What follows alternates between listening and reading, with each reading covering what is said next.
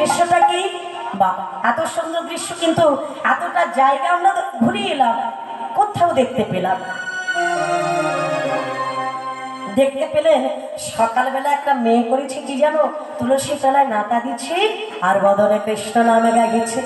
বলে রাখাল রাজা বলে দে না কোথায় বৃন্দাবন, শ্যাম কুণ্ড রাধা কুণ্ড গিরি গোবর্ধন, শ্যাম কুণ্ড রাধা কুণ্ড গিরি গোবর্ধন। রাখাল রাজা বলি দে না, রাখাল রাজা বলি দে না কোথায় বৃন্দাবন, শ্যাম কুণ্ড রাধা কুণ্ড গিরি গোবর্ধন, শ্যাম কুণ্ড রাধা কুণ্ড গিরি গোবর্ধন। রাখাল রাজা বলে দে না, রাখাল রাজা বলে দে না কোথায় বৃন্দাবন,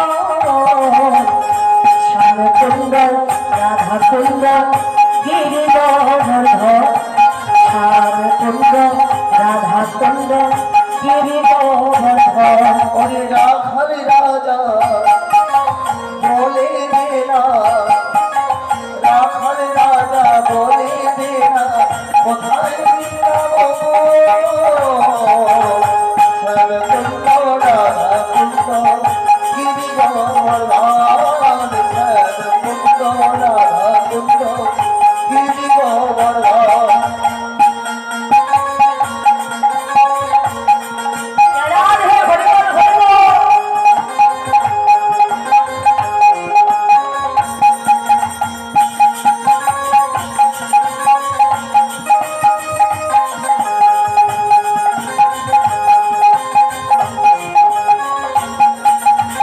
ভাগবতী শ্রী জগন্নাথ পূজার বয়ে যায়, দেশে ঘাটে বংশী বটে আছে শ্যামরায়।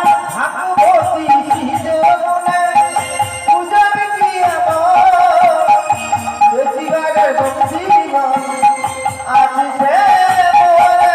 দেখো ভাগবতী শ্রী জগন্নাথ পূজার বয়ে যায়, দেশে ঘাটে বংশী বটে আছে শ্যামরায়। ভাগবতী শ্রীজগনে পূজার দিয়া দেশিবারের বংশীগণ আছে সে মোরে।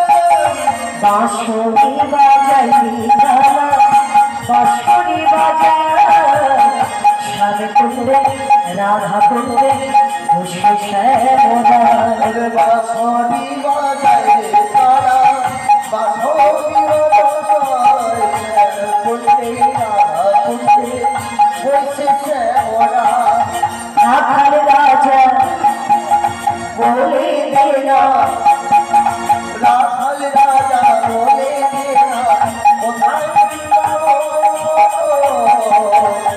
শ্যাম কুণ্ড রাধা কুণ্ড গিরি গোবর্ধন, শ্যাম কুণ্ড রাধা কুণ্ড গিরি গোবর্ধন, শ্যাম কুণ্ড রাধা কুণ্ড গিরি গোবর্ধন, শ্যাম কুণ্ড রাধা কুণ্ড গিরি গোবর্ধন, শ্যাম কুণ্ড রাধা কুণ্ড গিরি গোবর্ধন।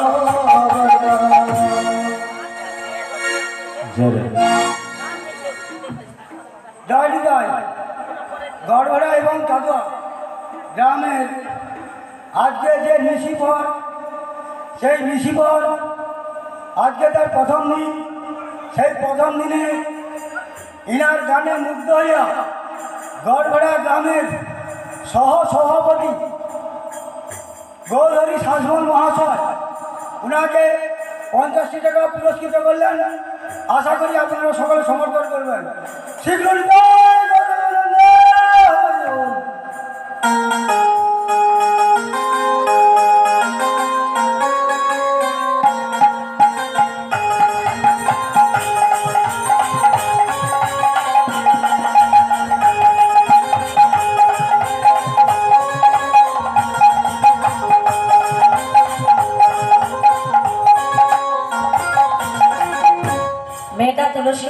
নাতা দিচ্ছে, বদন ভরে কৃষ্ণ নাম গাইছে। এই অপূর্ব দৃশ্য দেখতে পেলেন নিত্যানন্দ প্রভু। নিত্যানন্দ প্রভু দর্শন করে এমতো সময় তার মাকে ডাকছে, অর্থাৎ বাড়িতে কেউ আছো মা? মা মা বাড়িতে কেউ আছো মা? ভিক্ষাং দেখি মা, ভিক্ষাং দেখি মা, ভিক্ষাং দেখি মা। তো বাড়িতে অতিথি এসেছে দেখে বাবা মা জননী করেছে কি, একটা পাত্রে করে চাল ডাল আলু কলা যাচ্ছিল, ভিক্ষে দেওয়ার জন্য নিয়ে এসেছে বাবা। এমতো সময় আজ আমার নিত্যানন্দ প্রভুর কাছে এসে বলছে, না বাবা, এই না তোমার ভিক্ষে না। চট করে নিতাই ঠাকুর হাতটা ধরে ফেলেছে, মা কি পেয়েছে বাবা, ভিক্ষে নেবে না? বলে, শোনো মা, ভিক্ষে যদি দিতে কয় তাহলে চাল ডাল ভিক্ষে নেবো মা।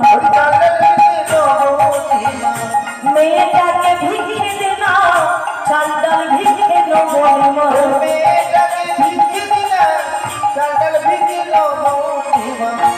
মা, ওই যে তুলসী তলায় নাতা দিচ্ছে কে মা? বলে, ওটি বলে আমার মেয়ে গো, নাম হলো বসুধা। মা দাও না গো মা, আমি চাল ডাল ভিক্ষে চাই না, তোমার মেয়েটাকে আমায় ভিক্ষে দাও। দোলনায় বসে বসে দুলছে সূর্যদাস সরখেল। তিনি চিৎকার করে বলে উঠল, কে আমার বাড়িতে এসে আমার মেয়েকে ভিক্ষে চাই? তুমি কে? এত বড় স্পর্ধা তোমার? এখনকার দিনে জমিদার অর্থাৎ সূর্যদাস সরখেল, হ্যাঁ গো মা, এই জমিদারিত্ব তার রক্ষা করেছিলেন বলে তাকে সরখেল পদবি দেওয়া হয়েছিল। তেমতো সময় সেই সূর্যদাস সরখেল বলে উঠলো, কে তুমি? কোথা থেকে এসেছো? তোমার মতো একজন ভিখারি আমার কন্যাকে তুমি ভিক্ষা চাইছো? তা নিত্যানন্দ প্রভু তদুত্তরে বললেন, আমার নাম হলো নিতাই, আমায় যে যা দেয় আমি নিতাই। বাহ, তুমি নিতাই? তা তুমি শিখা রেখেছো, ডোরকল্পের বহিষ্পাস ধারণ করেছো, তিলক ধারণ করেছো, তুমি বুঝি বৈষ্ণব? আমি বৈষ্ণব। বাহ, একজন বৈষ্ণব হয়ে আমার মেয়েকে ভিক্ষা চাইছো। তোমার বয়স কত?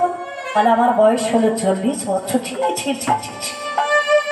40 বছর তোমার বয়স হয়েছে, এই বয়সে তুমি বিয়ে করতে এসেছো, সংসার করবে তুমি। ফিরে যাও আমার আঙিনা থেকে, বেরিয়ে যাও আমার আঙিনা থেকে। নিত্যানন্দ প্রভু বলছে, সরখেল বাবু, আপনি যতই যা কিছু বলেন না কেন, ওই মেয়েটাকে না নিয়ে আমি এখান থেকে এক পাও নড়ব না। সরখেল বাবু তার সকল অর্থাৎ যারা কাজকর্ম করে, চাকর বাকর যারা আছে বাবা, ব্রাহ্মণ সমাজকে ডেকে বলছে, যা আমার বাড়ির থেকে গলা ধাক্কা দিতে দিতে এই নিত্যানন্দ ঠাকুরকে বের করে দাও, তাড়িয়ে দাও। মায়েরা, সকল ব্রাহ্মণরা এসে নিত্যানন্দ প্রভুকে গলা ধাক্কা দিতে দিতে নিয়ে যাচ্ছে। তো তার মধ্যে কোন কোন ব্রাহ্মণ একটু ক্রিটিসাইজ করছে, বলি, ও নিতাই ঠাকুর, আরে তোমার পেছনে এটা কি লড়লড় করছে গো, নড়ছে এটা কি? হ্যাঁ বলো না, তোমার এটা কি? হ্যাঁ, তা তারা সবাই জিজ্ঞেস করছে, অনিতাই ঠাকুর বলো, এটি কি? এটি কি? এটি কি? এটি কি? এটি কি? বলো বলো নিতাই ঠাকুর, এটি কি? এটি কি? বলো বলো নিতাই ঠাকুর, এটি কি? এটি কি? মায়েরা, ব্রাহ্মণরা জিজ্ঞেস করছে, তোমার এটা কি পেছনে লড়লড় করছে, নড়ছে, এটা তোমার কি গো? তখন আমার নিতাই ঠাকুর বলছে, স্বর্ণাগ ব্রাহ্মণের দল, এই যে আমার মাথার পেছনে যেটা নড়ছে এটা কি জানো? বলে, এটি কি? এটি কি?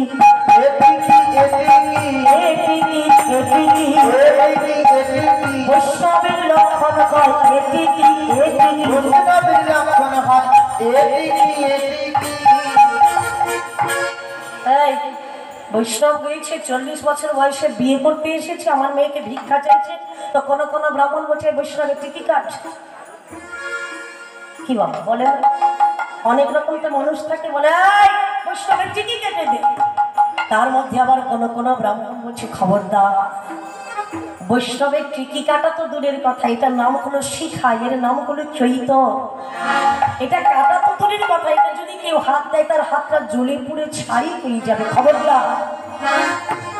বৈষ্ণব ভালো লাগছে না, তুমি তাড়িয়ে দিচ্ছ, দাও, কিন্তু তাই বলে বৈষ্ণবের শিখাতে তুমি হাত দিও না। হ্যাঁ গো মা, তো মানুষ তার সকলের সমান নয় বাবা। মানুষ মানুষ, যার হুঁশ হারিয়ে গেছে তাকে মানুষ বলে গণনা করা হয় না, কিন্তু যে মানুষের মধ্যে হুঁশ আছে, জ্ঞান আছে, এই জগতে বললে কি, তাই তো বললেন বাবা, বলে মানুষ তারা তো নয়, মানুষ তারা তো নয়, মানুষের বেশে দিয়ে গেল এসে দেবতার পরিচয়।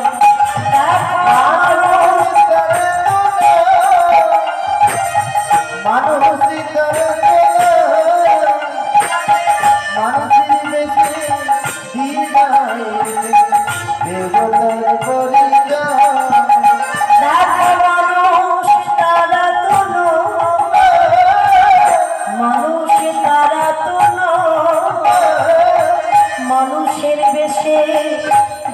গেল এসে দেবতার পরিচয়।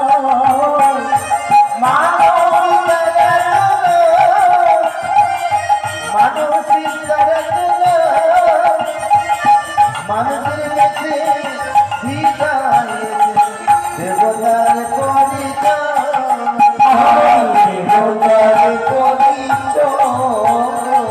দেবতার তাহলে মানুষ আছে এবং মানুষ আছে। কেউ কেউ বলছে টিকিটা কেটে দে, আবার কেউ কেউ বলছে না রে বাবা, বৈষ্ণবের শিক্ষা হাত দিস না, হাতটা জ্বলে পুড়ে ছাই হয়ে যাবে। সূর্যদাস সরকারে আদেশ করলো, যাও তোমরা সবাই মিলে ওই ব্রাহ্মণ অর্থাৎ ওই বৈষ্ণবীকে আমার আঙিনা থেকে, গ্রাম থেকে তাড়িয়ে দাও। বৈষ্ণব গোসাই অর্থাৎ নিত্যানন্দ প্রভুকে গলা ধাক্কা দিতে দিতে অনেক দূরে তাড়িয়ে দিল বাবা। তো ওইদিকে সূর্যদাস সরকার যখন বাড়ি ফিরে এলো বাবা, একটা কান্নার রোল পড়েছে। কে যেন কাঁদছে, কে কাঁদে, আমার ঘরে কে কাঁদে। ছুটে এসে দেখতে পেল বাবা, তার স্ত্রী অর্থাৎ সূর্যদাস সরকারের স্ত্রী বসে বসে কাঁদছে। কেঁদে কেঁদে বলছে কি জানো, ওরে বসুধা কেন মরে গেলি,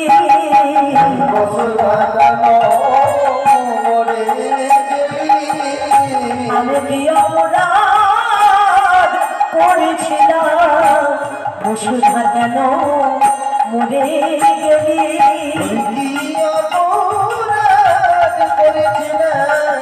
বসুধা কেন মরে গেলি। সূর্যদাস সরকার বলছে কি হলো কিন্নি, এমন করে কাঁদছো কেন? জানো স্বামী, আমাদের বড় মেয়ে বসুধা, সে যে আমাদের ছেড়ে চলে গেছে, সে যে আর বেঁচে না, সে যে মারা গেছে স্বামী। স্বামী, বৈষ্ণব অপরাধ, বৈষ্ণব অপরাধী, অপরাধী গোলা। যাও স্বামী, এখনো সময় আছে, বৈষ্ণবের কাছে কি ক্ষমা ভিক্ষা চাও।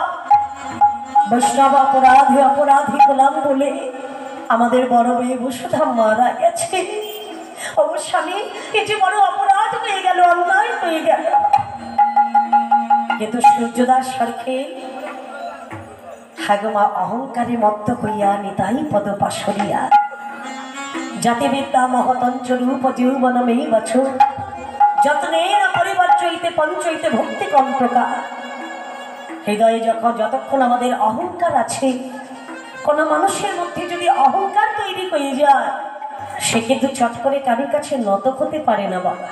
কি আমার থেকে বড় আর কে আছে, আমার থেকে ধনী আর কে আছে, আমার থেকে পণ্ডিত আর কে আছে, আমার থেকে রূপবান আর কে আছে।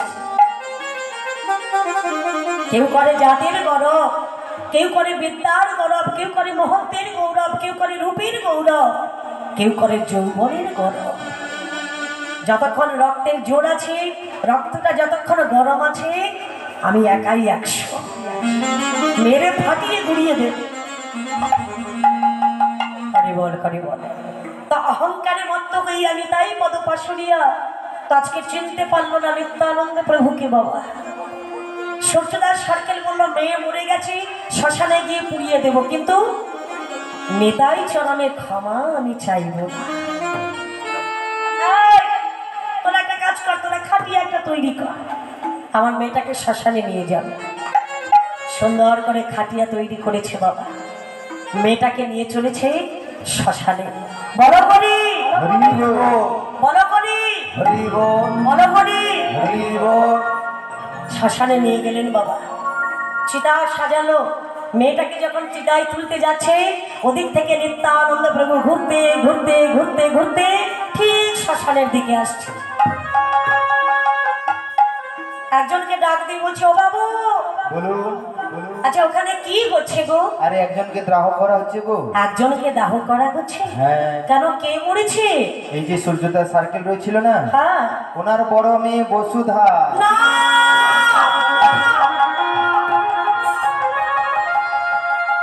বসুধারী, তোর বাবার গৃহে যখন প্রবেশ করলাম, নয়নে নয়ন পড়লো, তুই আমায় ভালোবাসলি, আমি তোকে ভালোবাসলাম। অথচ ভালোবাসা কোনো বটে, আমি গরিব বলে, ভিখারি বৈষ্ণব বলে তোমার বাবা আমার সঙ্গে বিয়ে দিল না। সেই অভিমানে তুই প্রাণ ত্যাগ করলি, আমায় ছেড়ে চলে গেলি বসুধা। ছুটতে ছুটতে নিত্যানন্দ প্রভু শ্মশানের কাছে এসে বলছে, ব্রাহ্মণের দল,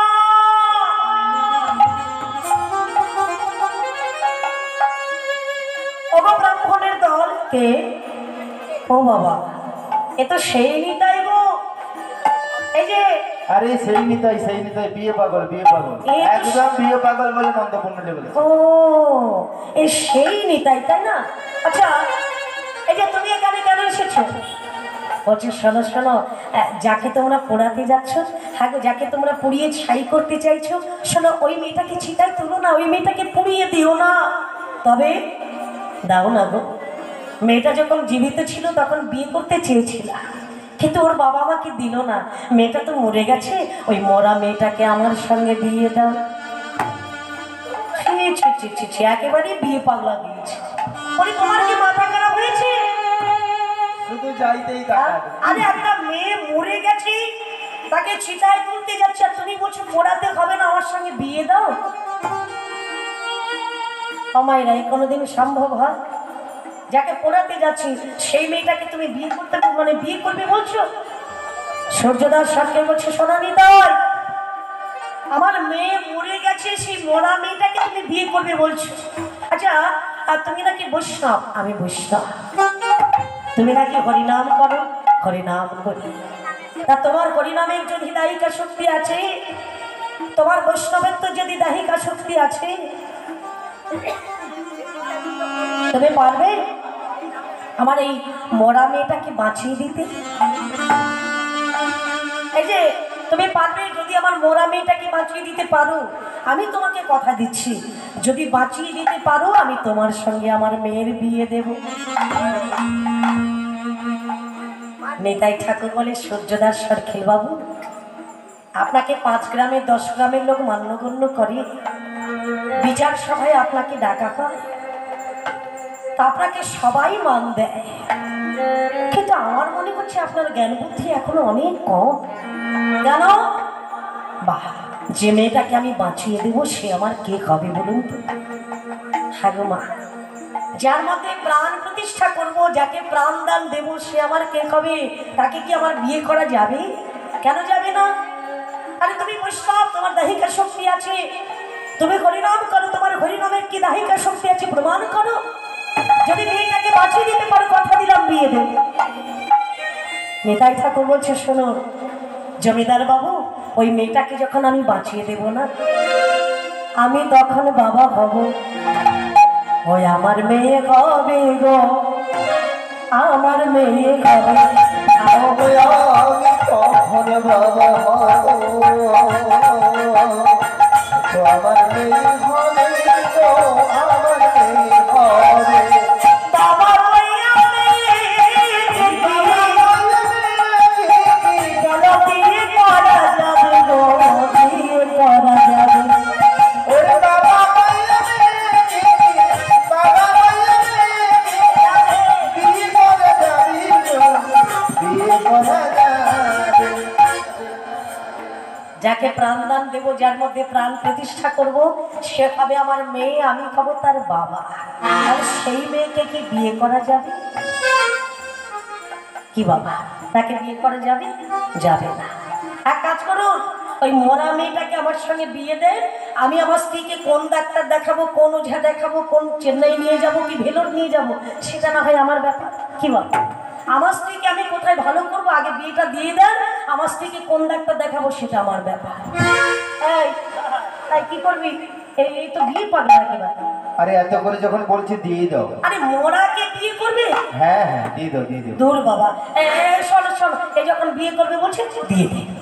যা দিয়ে দেবে বলেছো তা খুশিটা দেখো শুধু একটা। ও বাবা, আরে বিয়ে তো করবে বটে, কিন্তু বিয়ে করতে হলে তো মালা দরকার আছে, তাই না? মালা রয়েছে গো। মালা আছে? ওই মরাকে যে লেখা হয়েছিল না, ওরে বাবা, ওই সাজানো রয়েছে। হরিবল হরিবল। না, এখানে কমিটির বাবুরা দুটো দুটো মালা দিয়েছে বাবা, হ্যাঁ অনেক মালা দিয়েছে। যাই হোক, তা ওই যে মোড়াকে সাজিয়ে নিয়ে আসা হয়েছে, ওই যে ফুলের মালা দিয়ে, কি বাবা, মানুষ যখন মরে যায় তাকে ফুলের মালা টালা দিয়ে সাজিয়ে নিয়ে যাওয়া হয়, তাই না? তা দেখো ওইখানে কিন্তু মালা আছে। হ্যাঁ দেখো, নিত্যানন্দ প্রভু করেছে কি, একটা মালা নিয়েছে, একটা মালা নিয়ে বলছে, শোনো না, আমি বিয়ে তো করবো, তবে আমি একটা মালা নিয়ে ওর গলায় পরিয়ে দিচ্ছি। নিত্যানন্দ প্রভু একটা মালা নিয়ে বসুধার গলায় পরিয়ে দিল, পরিয়ে দিয়েছে বাবা। আচ্ছা, মালা বদল না বলে কি বিয়ে হবে? কি গো মাই, বিয়ে হবে না? আপাতত মালা বদলটা করতেই হবে। হ্যাঁ, হরিবল হরিবল। মালা বদল না করতে বিয়ে হবে না। এখন ছেলে মালা দিয়েছে কিন্তু মেয়ে তো দেয়নি। বলি, ও ব্রাহ্মণের দল, তোমাদের একটু সহযোগিতা করতে হবে। বলে, কি করবো? এক কাজ করো, ওই যে মেয়েটা, ওই মোড়াটাকে একটু ধরে তোলো না গো। ব্রাহ্মণরা বলে, মাথা খারাপ, কতক্ষণ আগে মরে গেছে। ও মা, অনেকক্ষণ আগে মরে গেছে, অবস্থাটা কেমন? আরে আধা চাউনি হয়ে আছে, খেঁচে আছে, একে ধরতে পারবো না, পারবো না। ধরতে পারবে না? না না না। ও, সকলের প্রাণে তো ভয় আছে, বলে যদি ভূতে পাই। না বাবা, আমরা কেউ ধরতে পারবো না, আমরা আমাদের কথা বলুন। এখন নিতাই ঠাকুর বলে, আমি তো আছি, তোমাদের কোনো ভয় নেই, এখানে কোনো ভূতে পাবে না। তোমরা ওই মেয়েটাকে একটু ধরে ধরে তোলো। এই এই ধর ধর, একটু ভালো করে ধর। আরে ওই এত করে যখন বলছি ধরে তোলো। একটু ধর, একটু ধর, একটু ধর। সকল ব্রাহ্মণরা মিলে একটু একটু করে আমার মোড়াকে তুলে তুলে তুলেছি। এখন তুলে যখন দাঁড় করিয়েছি বাবা, একেবারে খেচে গেছে। হ্যাঁ, একটা মালা নিয়ে হাতে গলিয়ে দিয়েছি, হাতে গলিয়ে দিয়েছি বাবা। মোড়া তো খেচে আছে, তার হাতে গলিয়ে দিয়েছে।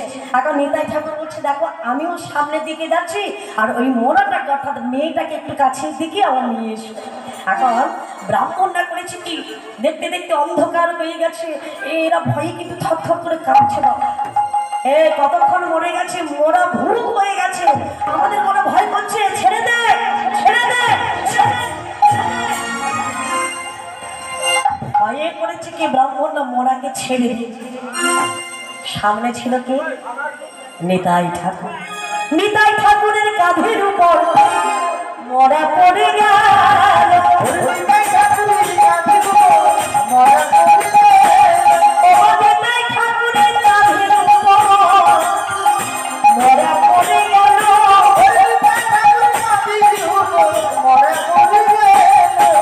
শাস্ত্রমতে বিয়ে তাদের সম্পূর্ণ হইল।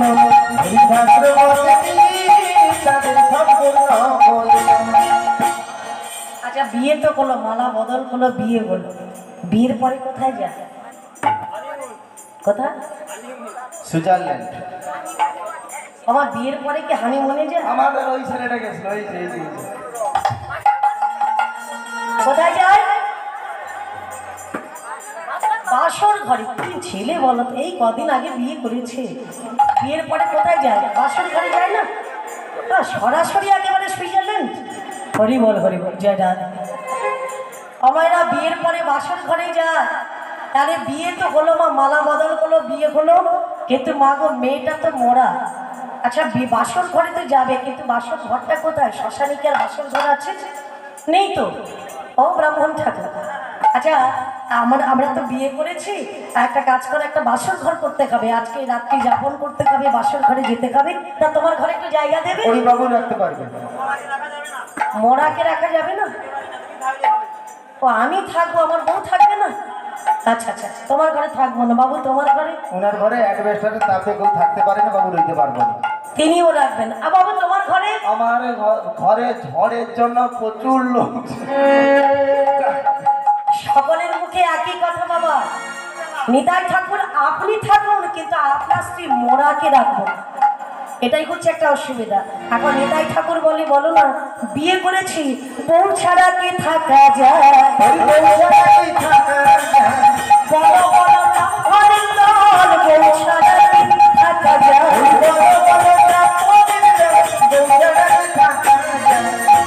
তোমরা যখন কেউ জায়গা দেবে না, তাহলে আমি কারুর বাড়িতে যাব না। আচ্ছা ব্রাহ্মণের দল, একটা কাজ করতে পারো, একটু সহযোগিতা করো। বলে কি করব? বলে শ্মশানের কোণে একটা ঘর বানিয়ে দাও। বলে মাথা খারাপ হয়েছে, শ্মশানের কোণে ঘর বানাবো কি দিয়ে? ঘর বানাতে হলে তো কাঠ, খড়, দড়ি, অনেক কিছু দরকার, সেগুলো পাবো কোথায়? বলে শোনো শোনো, এখানে রয়েছে গো। আছে? হ্যাঁ। কোথায় কোথায়? ওই মরার যে খাটিয়ে নিয়েছিলিস না, ও খাটিয়াতে তৈরি করেছিল দড়ি ওতে দিয়ে। দড়ি, বাঁশ, ওগুলোই সবকিছু রয়েছে। ও দড়ি, বাঁশ, মানে কাঁথা, ছেঁড়া কাঁথা, ছেঁড়া মশারি, হ্যাঁ। যা যা কিছু থাকে বাবা। বলে মোড়া, মানে কোনো মানুষ মরে গেলে তার কোনো কিছু বাকি রাখে বাবা? সব দিয়ে দেয়। বলে যা বাবা, ওখানে পুড়িয়ে ছাই করে দিই। তা শোনো শোনো, ওই যে কাঠ, বাঁশ, দড়ি, হ্যাঁ, ছেঁড়া কাঁথা, ছেঁড়া চাটাই, ওইগুলো দিয়ে তোমরা খাটিয়া বানিয়েছো না? তো ওই খাটিয়ার থেকে সব কিছু খুলে এই শ্মশানের কোণে একটা ঘর বানিয়ে দাও। এরা যখন এই দেখো এত করে বলছে, একটা ঘর তৈরি করে দে। সূর্যদাস সরকার বলে, যা একটা ঘর তৈরি করে দে। সুন্দর করে একটা ঘর বানিয়ে দিল বাবা। ঘর তৈরি করার তো লোক নেই। কে আছে? আমাদের কল্যাণ বাবু ছাড়া কেউ তৈরি করতে পারে না। হরি বল হরি বল। তা দেখুন বাবা, ঘর বানাচ্ছে, সুন্দর করে একটা ঘর বানিয়ে দিল। তা মোড়াকে নিয়ে যাবে বাসর ঘরে। তখন সূর্যদাস সরকার বলছে, এই, চল সবাই পালিয়ে চল, সকালবেলা এসে দেখবি এর নিতাই ঠাকুরের গোড়া পর্যন্ত খুঁজে পাবি না। কেন কেন কেন? আরে শ্মশানে তো ভূতের বাসা। তারপরে আমার মেয়ে মরে গেছে, সে তো ভূত হয়ে গেছে। তো সারা রাত্রি যদি শ্মশানে থাকে, থাকবে? নিতাইকে খান খান করে দেবে, খান। আরে তো মরে যাবে, ভূত হয়ে যাবে। চল সবাই পালিয়ে চল। ঘরটা বানিয়ে দিয়ে সকল ব্রাহ্মণরা চলে গেল। নিতাই ঠাকুর একা শ্মশানে পড়েছে বাবা। এখন শ্মশান ঘরে, এখন শ্মশানে সেই ছোট্ট বাসর ঘরে আজকে দুজনে যাচ্ছে। আমার শ্মশানে বাসর ঘরে যে গেলে কে আগে যায় গো মা? জিজ্ঞাসা করো মায়েদেরকে। এই আমার ঠাকুমার তাড়াতাড়ি বিয়ে হয়েছে। ঠাকুমা ঘরের মায়েদের তা মানে দেরি করে বিয়ে হয়েছে, ওই জন্য মনে না।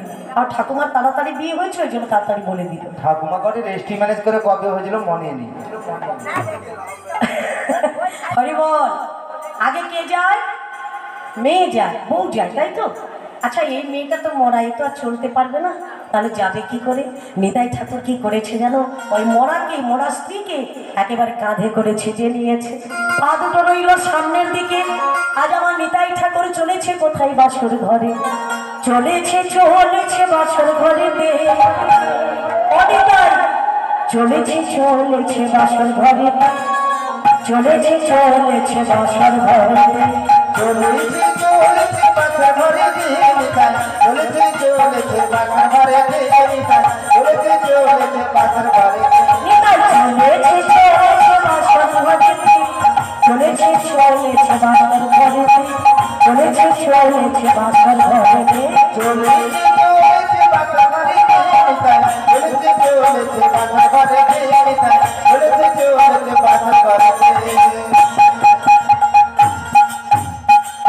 সময়রা নিত্যানন্দ প্রভু কেমন করেছে দেখো। স্ত্রী তো আগে যায়, তা এই মেয়েটা তো মরে গেছে, এটা আগে যেতে পারবে, মানে তো চলতে পারে না। পা দুটো সামনে রইল, কাঁধে করে ছিটে নিয়ে আজ আমার নিতাই ঠাকুর চলেছে বাসর ঘরে। আচ্ছা মেয়েদের হাতে কি যেন একটা থাকে না, জাতি আমার সে তো চার পাঁচ রয়েছে তো কোথা গন্ধ ওই রাখো বলে রাখো কি কাটারি থাকে না না, এ কোনোদিন বিয়ে করেনি মনে হয়, মেয়ের হাতে কাজ মানে জাতি থাকে। কাজল পাতা কাজল পাতা কি ভুল ভাল বলছে দেখ, মেয়ের হাতে থাকে কাজল পাতা আর ছেলের হাতে কি থাকে গো মা? জাতি থাকে। কেন থাকে গো? ভূত ধর সুপারি করে খাবে কি থাকে? কেন মানে কেন রাখে? ভূতে পাবে বলে। ও ভূতে পাবে বলে। হরিবল হরিবল। আচ্ছা, মেয়ের হাতে থাকে কাজল পাতা, ছেলের হাতে থাকে জাতি। তা দেখুন মা, নিতাই ঠাকুর আজকে বাসর ঘরে গেল। তা বাসর ঘরে গিয়ে আজকে দুজনে কথা বলছি। মোরা কি কথা বলে? কি গো মা, কথা বলে কোনোদিন? হয় না কোনোদিন। তাহলে দেখুন আজকের কিন্তু মোরা কথা বলছে কিভাবে। এখন একটা কথা বলি বাবা, মেয়ের হাতে থাকে কাজল পাতা, ছেলের হাতে থাকে জাতি। কেন থাকে?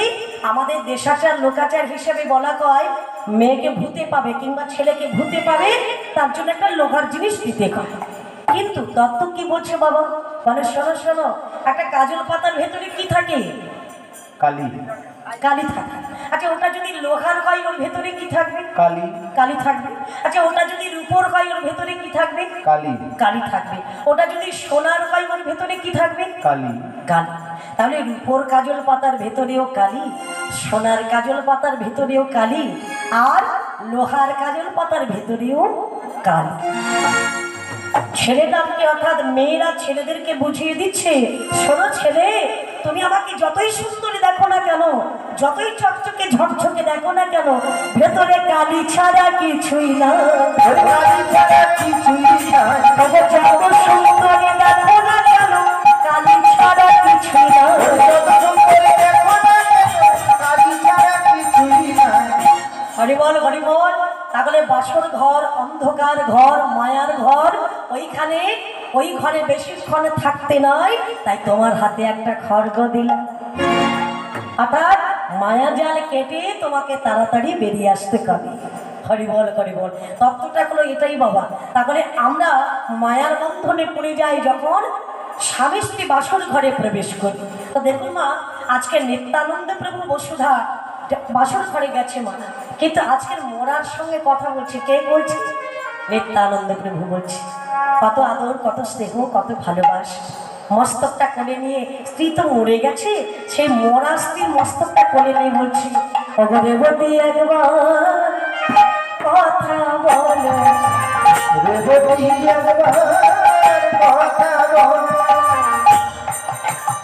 আচ্ছা, নামটা ভুল হয়ে গেল না? নামটা কি ছিল? মায়েদেরকে জিজ্ঞাসা করো। জোরে বলো। নামটা কি ছিল? কি গো মা? বসুধা। বা, ধন্যবাদ। তাহলে নামটা ছিল বসুধা। কিন্তু নিত্যানন্দ প্রভু কি বলছে? বলে রেবতী একবার কথা বলো। রেবতী একবার কথা বলো। কতদিন দেখা হয়নি, রেবতী একবার কথা বলো।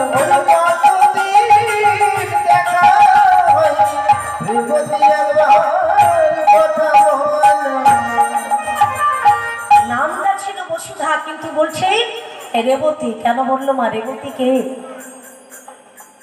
গো মা?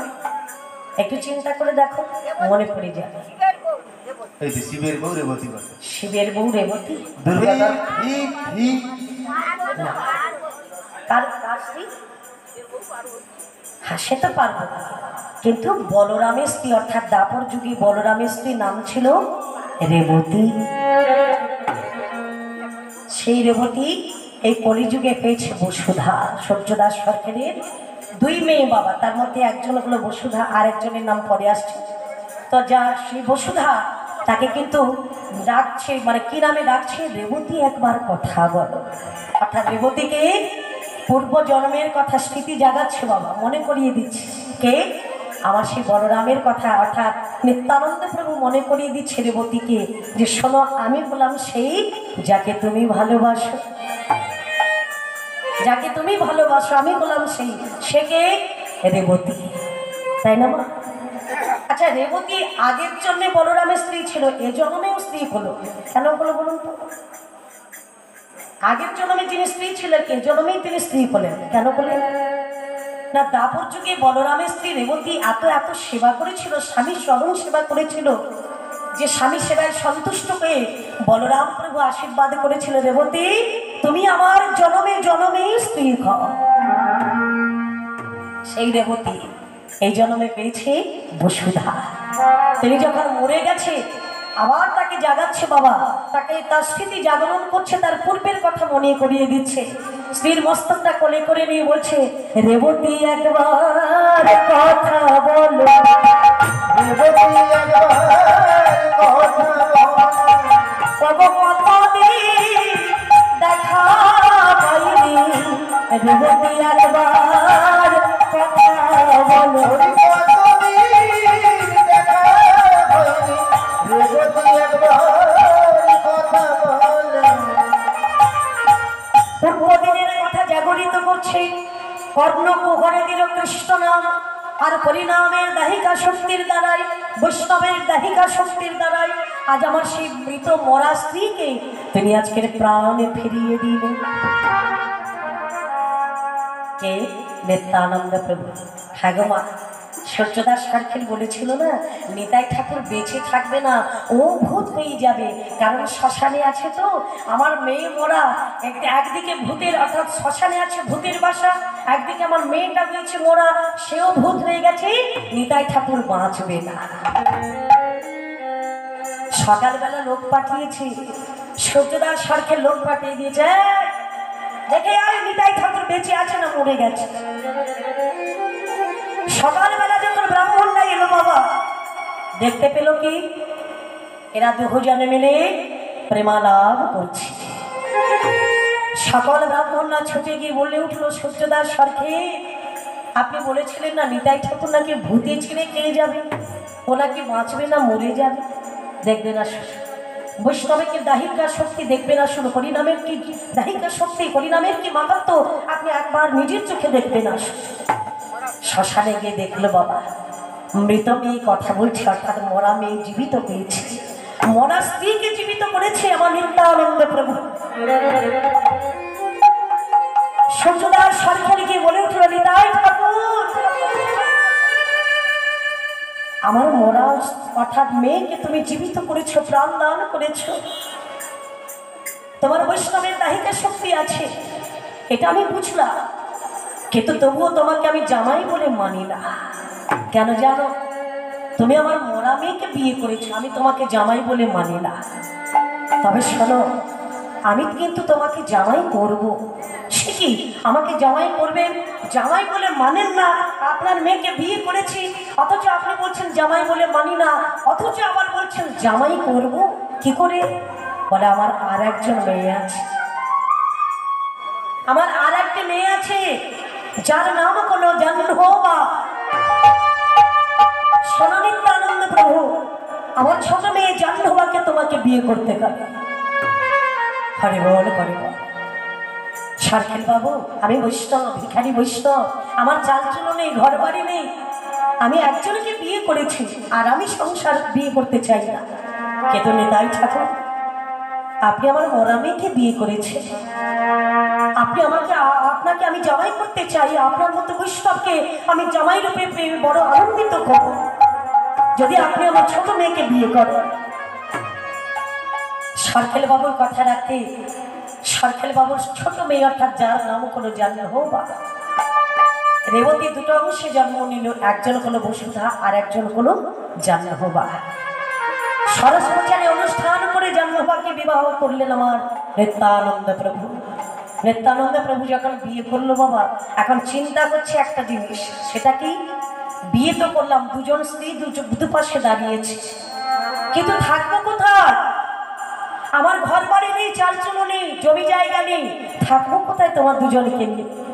সূর্যদাস সরকার বাবু বললেন, এক কাজ করো না, আমার তো আর ঘর বাড়ির অভাব নেই, হ্যাঁ আমি জমিদার লোক, আমার ঘর বাড়ির অভাব নয়, আমার একটা ঘরে না হয় তোমরা থেকে যাও। নেতাই ঠাকুর বলে, বসুধা জাহ্নবী, খালপাড়ে ঘর করে থাকবো, কিন্তু শ্বশুর বাড়িতে থাকবো না। চলো, যাবে কোথায়? বর্ধমান রাজবাড়িতে।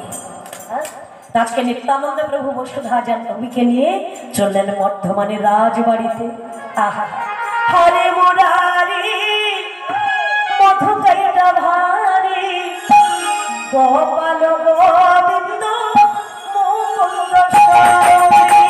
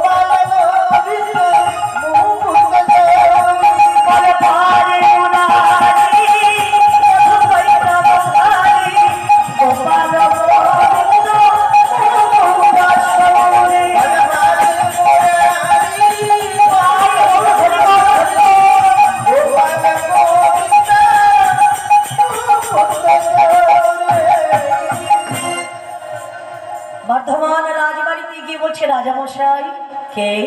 আমি নেতাই। আমার আমি না, কেন এসেছো?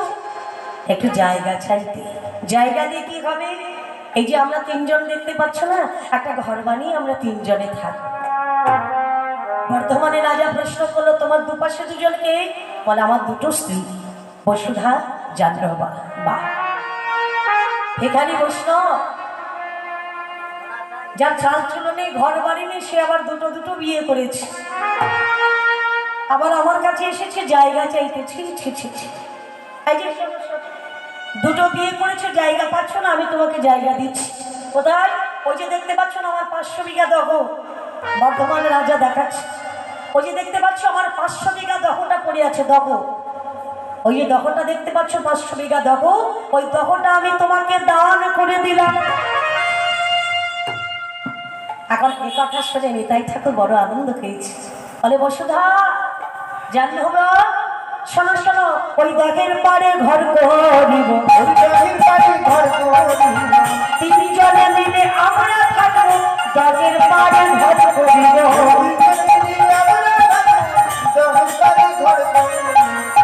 পাগল ছেলে, দগটা দিয়েছি, পার দিইনি। কি বাবা, কোনো শিক্ষিত ছেলে, জ্ঞানী গুণী ছেলে যদি মনে বসে বসে তাস খেলে বাবা, কি কোনো অন্যায় কাজ করে, অপরাধ কাজ করে, তাকে সকলে গ্রামবাসীরা কিংবা পাড়া প্রতিবেশী কোনো কোনো মানুষজন কি বলে, ক্রিটিসাইজ করে না, ব্যঙ্গমা করে না? ছি ছি ছি ছি। আদৌ টাকা পয়সা খরচা করে তোকে লেখাপড়া শিখিয়েছি, তুই এমন একটা কাজ করি, তোর মতো ছেলে জলে ডুবে মরা ভালো, তোর মতো ছেলে বিষ খেয়ে মরা ভালো, তোর মতো ছেলে গলায় দড়ি দিয়ে মরা ভালো। কি বাবা বলে না? ঠিক তদ্রূপ নিত্যানন্দ প্রভুকে বর্ধমানের রাজা ক্রিটিসাইজ করেছিল, ব্যঙ্গমা করেছিল, বলেছিল, শোনো, তোমার মতো বৈষ্ণব যার ঘরে বাড়ি নেই, চাল চুলো, সে আবার দুটো বিয়ে করেছে। আরে বৈষ্ণব হয়ে দুটো বিয়ে করলে আমার কাছে এসেছে জায়গা চাইতে, যাও তোমাকে 500 বিঘা দহটা দিলাম, অর্থাৎ পার দিলাম না, জলটা দিলাম, তোমার মতো বৈষ্ণবের জলে ডুবে দিয়ে মরা ভালো। নিত্যানন্দ প্রভু বলে, জাহ্নবা বসুধা, রাজাদেশ প্রতিপালন করাই যে আমাদের কর্তব্য। একটা কথা বলি, আমাকে যে যা দেয় আমি নিই তাই, তাই তো আমার নাম কোনো নিতাই। রাজার আদেশ হয়েছে জলে ডুবে মরতে বলছে, জলটা আমাকে দিয়েছে, দহটা দিয়েছে, আমাকে পার দেয়নি। শোনো জাহ্নবা বসুধা, তোমরা থাকলে আমি চলে যাচ্ছি, তবে যাওয়ার সময় একটা কথা বলে যাচ্ছি, আমার গৌরহরি কিন্তু আসবে গো, আমার নিমাই কিন্তু একদিন আসবে, তাকে যেন অযত্ন করো না, তাকে যেন অশ্রদ্ধা করো না, তাকে শ্রদ্ধা করবে, ভক্তি করবে, ভালোবাসবে। আমার গৌরের কৃপা করলে তোমরা রাধা গোবিন্দের কৃপা লাভ করতে পারবে। আমি আসি। এই কথা বলে আমার নিত্যানন্দ প্রভু 500 বিঘা দহের জলে নেমে গেল, কোটি দেশ পর্যন্ত জলে নেমে গেল বাবা। জলে নেবে নিত্যানন্দ প্রভু যিনি একটা খড়কে দাঁতে ধরেছে, একটা তৃণকে দাঁতে ধরেছে বাবা। কেন? অগ্রধ পরমানন্দ নিত্যানন্দ রায় অভিমান শূন্য নিতাই নগরে নগরে দরিদ্র জনের দ্বারে দ্বারে গিয়া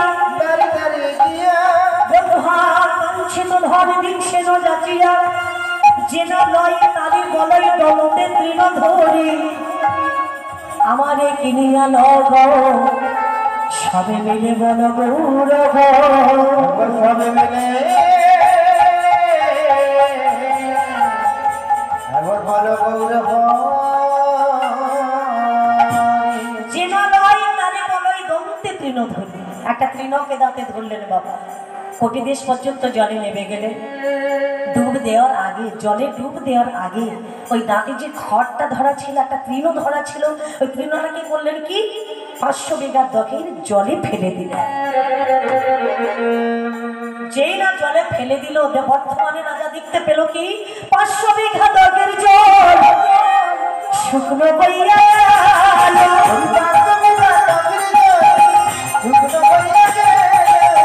500 বিঘা দখের জল শুকনো হইয়া গেল। বর্ধমানের রাজা এসে চরণে পড়িলেন,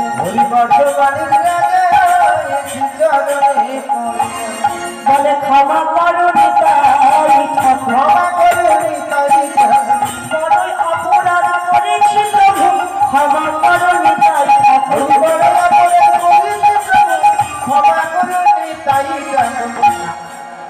হ্যাঁ গো মা, বৈষ্ণবের দাহিকা শক্তি, নামের দাহিকা শক্তি নিত্যানন্দ প্রভুর আজকের অপার লীলা সচক্ষে দর্শন করলেন এই বর্ধমানের রাজা।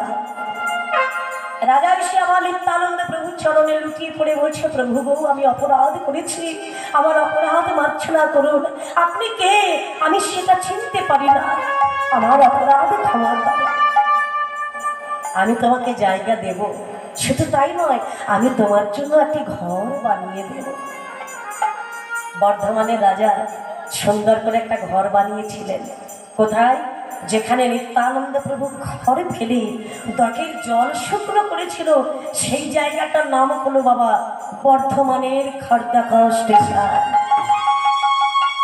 যারা বর্ধমানে গেছেন জানেন, স্টেশন হয়েছে এখন স্টেশনে পরিণত হয়ে গেছে, যেখানে নিত্যানন্দ প্রভু ঘর ফেলে 500 বিঘা দখের জল শুকনো করেছিল। নামের দাহিকা শক্তির দ্বারায় আমার প্রভু নিত্যানন্দের মহিমা সেখানে প্রকাশ হয়েছিল। তো সেই নিত্যানন্দের যেখানে খড় ফেলে দখের জলটা শুকনো করেছিল, সেই জায়গাটার নাম হয়েছিল বর্ধমানের খড়দাকর স্টেশন। তো বাবা সেই নিত্যানন্দ প্রভুর জন্য একটা সুন্দর করে বর্ধমানে রাজা ঘর বানিয়ে দিল বাবা। তো সেই নিত্যানন্দ প্রভু একটা মরা মেয়েকে প্রাণদান দিয়ে তাকে স্থির করে তার সঙ্গে সংসার করেছিলেন, যার নাম হলো বসুধা, এবং ছোট স্ত্রী হলো যার নাম হলো জাহ্নবী। তো জাহ্নবীর কোনো সন্তান হয়নি, বসুধার গর্ভে সন্তান হয়েছিল, একটা ছেলে আর একটা মেয়ে হয়েছিল। ছেলেটার নাম হলো বীরভদ্র। তা এখনো সেই জায়গার নাম আছে কোনো বীরচন্দ্র নামে কিংবা বীরভদ্র নামে আমার নিত্যানন্দ প্রভুর সন্তানের নাম রয়েছে বীরচন্দ্রপুর জেলাতে। তোমার সেই নিত্যানন্দ প্রভু ঘর ফেলে দখের জল শুকনো করেছিলেন এবং মরা মেয়েকে জীবিত করে প্রাণদান দিয়ে তাকে নিয়ে সংসার করেছিলেন। সেটি হলো আমার নিত্যানন্দের সংসার। জয়রাধে। এখনো যদি কোনো পুত্র কিনা নারী, কোনো অসুস্থ ব্যক্তি সেই নিতাই চরণে গিয়ে তার মনের প্রার্থনা জানায়, আমার নিত্যানন্দ প্রভুর করুণা কয়, কৃপা কয়, এবং আমার নিত্যানন্দের কৃপা করে আমার গৌর চরণ লাভ করা যায়। জয়রাধে। তো গ্রন্থ এখানে সম্পূর্ণ করলাম। ভুল ত্রুটি মার্জনা করবেন। সকল সাধুগুরু বৈষ্ণব চরণে দেবতা সঁপে দিলাম। জয় রাধে, জয় কৃষ্ণ, জয় গোবিন্দ।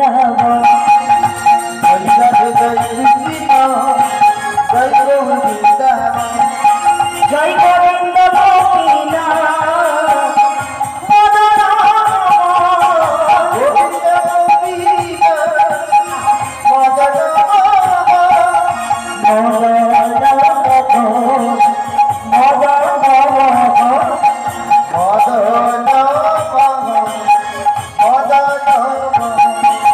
যাবো মোরা বৃন্দাবনে নজর ভুলা মাখবো গায়ে মোরা বৃন্দাবনে নজর ভুলা মাখবো গায়ে লালে লালে